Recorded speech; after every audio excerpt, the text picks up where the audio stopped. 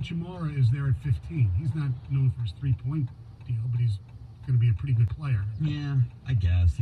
To me, he strikes me as a really solid, a guy who could be a really solid player, but maybe not necessarily going to be, going over the top. I mean, maybe more like I don't know, Udonis Haslem type. A guy who's right there, who's played some solid, can give you good, solid years, whatever. And maybe in this modern-day NBA, unless you're hitting a home run, it's a good, solid double to left would be a good thing to hit. Right. Like, on paper, the draft doesn't look good, but there have been a few years where the draft didn't look good, and all of a sudden, Kawhi Leonard or Giannis. Right. I mean, you never know.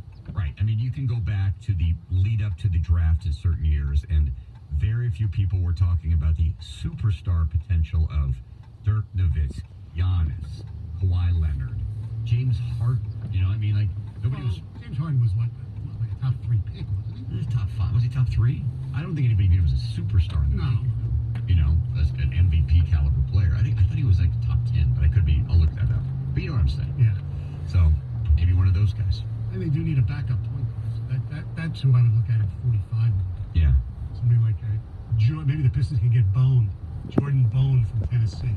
James Harden was taken 9th. 9th? Okay. Yeah. Allen. Wait. Oh, no, wait. I guess I'm on a different list. Never mind. I was on the... Somebody sent me the top 10 list of the three-point shooting. He's 9th all-time in three-point shooters. Three-pointers made. He was drafted, James Harden. Yeah, 3rd overall. You're exactly right. Look at you. Draft guru. Good player. He was a great player in college. All right, coming up next, we will talk to Clyde Drexler, the great Clyde Drexler. He is now the commissioner of the Big Three. Right now it's time for a sports update with Tony Ortiz on 97.1 The Ticket. WXYT FM and WXYT HD1 Detroit. 97.1 The radio.com sports station. Sports headlines. All day, every day. This is 97.1 The Ticket. Brought to you by Sold by MarkZ.com. The Tigers lose for the 12th time in their last 16 games as they fall to the Pittsburgh Pirates 8-7 last night in Pittsburgh. In his first start since April 25th, Jordan Zimmerman would give up 3 runs on 5 hits over just 4 innings. The Pistons will have a pair of picks, the number 15 and 30 overall selections in tonight's first round of the NBA draft from New York City. Detroit acquired the number 30 pick, as well as swingman Tony Snell, in a trade with the Milwaukee Bucks last night. Here's senior advisor Ed Stefanski on what the Pistons will be looking for this evening. We need numerous positions for depth. There's no question here. We need to get the talent, keep getting the talent better. Depth. If a wing was there that was, we felt would have had the best upside, yeah, we would take that. But there's numerous guys still in our mix. There was a trade of note in the NBA yesterday as the Memphis Grizzlies deal point guard Mike Conley to the Utah Jazz in exchange for 3 players and a pair of draft picks. The Tampa Bay Lightning's Nikita Kucherov was named the NHL's most valuable player at the league's annual awards show last night in Las Vegas. Barry Trotz trots away with the Head Coach of the Year award after leading the New York Islanders to their best regular season record in 36 years. Michigan will take on Texas Tech Friday at the College World Series after the Red Raiders defeated Florida State 4-1 in an elimination game that was played last night in Omaha. From the Ticket Update Desk, I'm Tony Ortiz. For more, go to 971theticket.com. Jamie and Stoney on 97.1 The Ticket. Not many guys have been inducted into the Basketball Hall of Fame twice. But our next guest has been inducted into the Hall of Fame twice. Wow. Stoney, you're looking at me quizzically like you're not totally sure what I'm talking about. I'm not. Once as a player and once as a member of the Dream Team. Oh, that's right. The Dream Team was inducted as a group. He is one of the all-timers, a member of the Dream Team, a member of the Hall of Fame, and he is now the commissioner of the Big Three, which tip off their 3rd season this weekend right here in Detroit, Michigan, Saturday night, 8 o'clock from the LCA, the one, the only, the Glide. Clyde Drexler here on 97.1 The Ticket. Clyde, good morning. How are you? Good morning, guys. How's it going? It's going great. It's an honor to have you on. You actually were here in studio with us last year. I know it's one of your fondest memories of your long career. But no, it was great. We had a good time. We had a great time. Yeah, but it's great talking to you once again. We, of course, want to talk some hoops with you, but first let's talk Big Three. Year 3. This is your 2nd year as commissioner. A lot of leagues don't last 1 year. We've seen it with the, some of these football leagues that try to compete with the NFL. What do you think works about the Big Three, and why do you think the fans take to it so much? Well, I think the fans love basketball, first of all, and they realize that the Big Three is real-time, big boy basketball, played by professionals that they know and coached by Hall of Fame legends. And so the league is real. The integrity of the league is real. The guys come out, they play with passion. They can still play because it's only one game a week, and it's only, the first one to 25 is halftime. The first one to 50 by 2 points is game. And so they can play really hard because it's not that taxing on their body. And they see guys who pretty much played recently. I mean, I'm looking at the list. Al Jefferson was in the NBA this year, and he's part of the Big Three this year. Exactly. Joe Johnson, Jason Terry. We got a lot of great players, and that's what makes the Big Three exciting. Fans realize that, these are guys that can, some of the best in the world.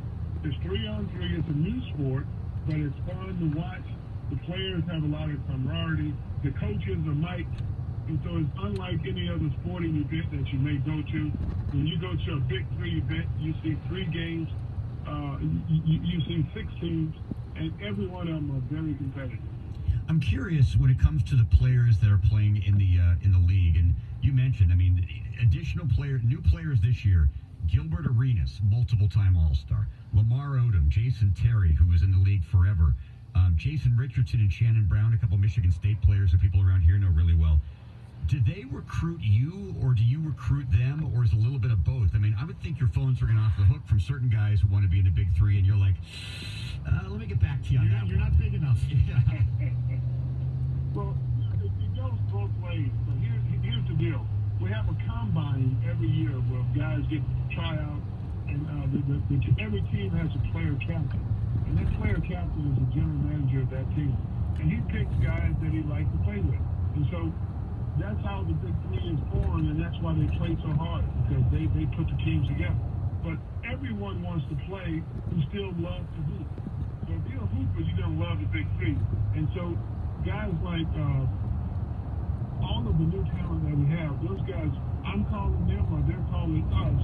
But the key is we want the best in the world, and if they want to compete at a very high level, the Big Three is where it's at.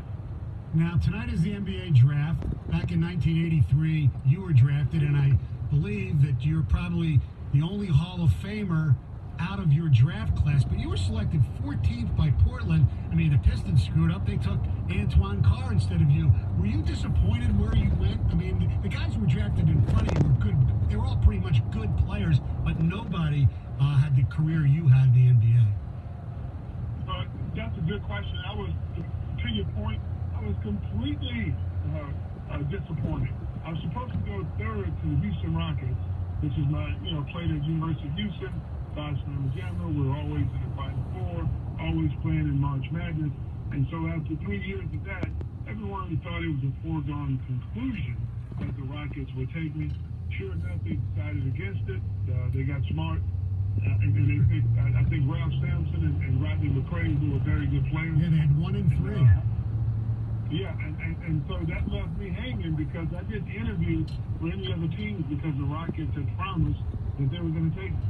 And so at the last second, I think maybe 3 days before, they told me there was a chance that they wouldn't. And so I interviewed for the Portland Trailblazers, thank God, and that's who ended up picking. Stoney, my partner here, played golf the other day with Richard Hamilton, Rip Hamilton, who he could play the Big Three. Oh, yeah. And Stoney asked him about the loss that sticks with him, that he goes, I'll never get over a certain game, and it was Game 5 against the Spurs in the 2005 Finals. I know the answer to that question for you is probably the NC State game, but I'm wondering, the Houston Cougars, that era, Phi Slama Jama, would you say is the greatest collection of talent to not win in the history of college basketball? I mean, you were there every single year knocking on the door, but for whatever reason, it just didn't happen. Oh, absolutely, I would say that. And as you've seen many years since then, the best team doesn't always win. Right. But nobody had more fun. Nobody had more talent. And nobody surpassed expectations like the Phi Slama Jama team. Because we came out, the year we went to the Final Four, we were picked 4th in our own conference. So don't act like they knew we were going to be there. Did you enjoy the 30 for 30 that they did? Yeah, I thought they did a good job. The storyline was a little, it could have been done differently, but I thought it was done well. The storyline should have been more about the guys who played as opposed to guys who didn't play. Yeah, what was it, Benny Anders, who ended up, they found him here in Detroit somewhere, right? Wasn't that the guy? Yeah, and Benny was a good guy. Really, I didn't have a problem with it because hopefully it'll change his life, We're talking to Clyde Drexler, the Hall of Famer. He's the commissioner of the Big Three. The Big Three will tip off this Saturday night at the LCA. You can, of course, get down there, buy tickets at Ticketmaster locations, or you can watch live on prime time on CBS Channel 62 here in Detroit, starting at 8 o'clock p.m. You also, Clyde, do some work broadcasting for the Houston Rockets, so I know you're very well in tune with the NBA today.